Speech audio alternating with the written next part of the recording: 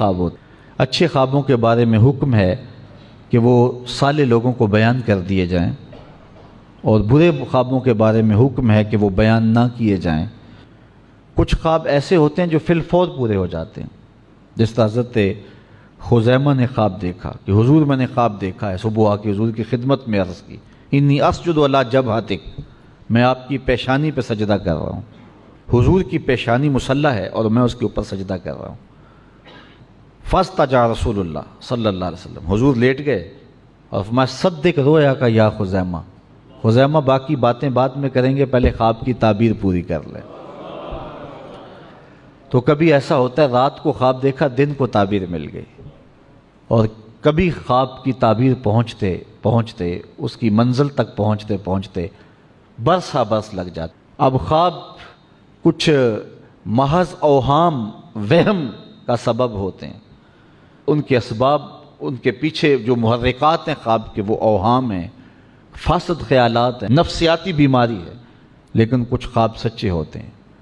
دو باتیں ذہن میں رکھ لیں آج کے اس مضمون میں، نبی جو خواب دیکھے وہ سچا ہوتا ہے، اور خواب میں نبی کو دیکھا جائے تو وہ خواب بھی سچا ہوتا ہے۔ حضور نے ارشاد فرمایا من رآنی فی المنام فقد رآنی فإن الشیطان لا یتمثل بی، جس نے مجھے خواب میں دیکھا اس نے مجھے ہی دیکھا۔ شیطان خواب میں آ کر بھی جرأت نہیں کر سکتا کہے کہ میں مصطفیٰ ہوں، جس نے مجھے دیکھا اس نے مجھے ہی دیکھا۔ حضرت امام بوصیری سوئے، مقدر جاگا، حضور کی زیارت نصیب ہوئی۔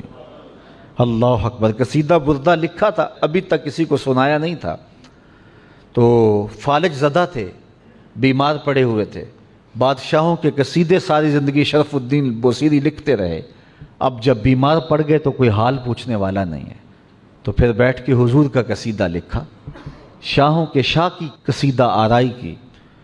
تو حضور خواب میں ملے، فرمایا بوصیری رات والا قصیدہ تو سناؤ۔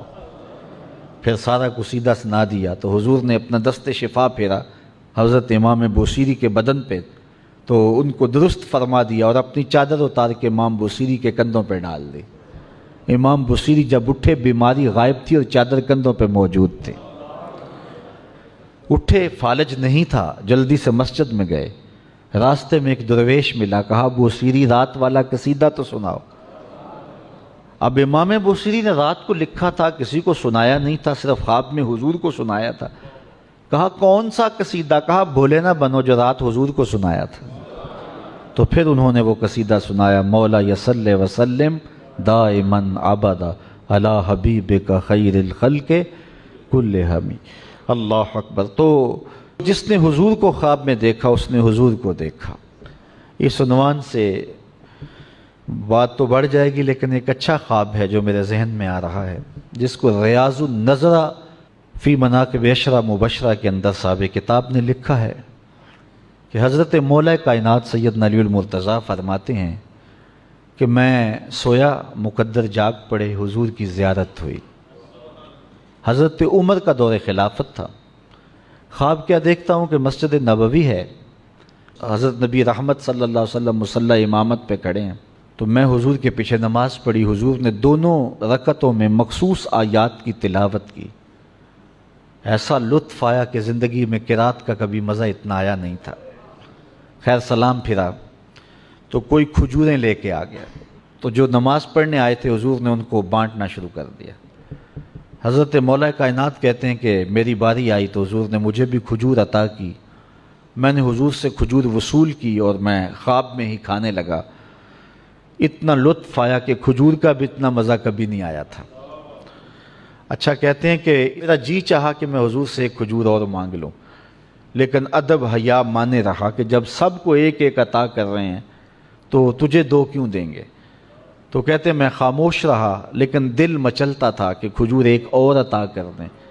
تو کہتے ہیں اسی اثناء میں میری آنکھ کھل گئی، آنکھ کھلی تو کھجور کا ذائقہ منہ میں موجود تھا۔ جس نے حضور سے کچھ خواب میں وصول کیا، حقیقت میں وہ حضور نے ہی عطا کیا۔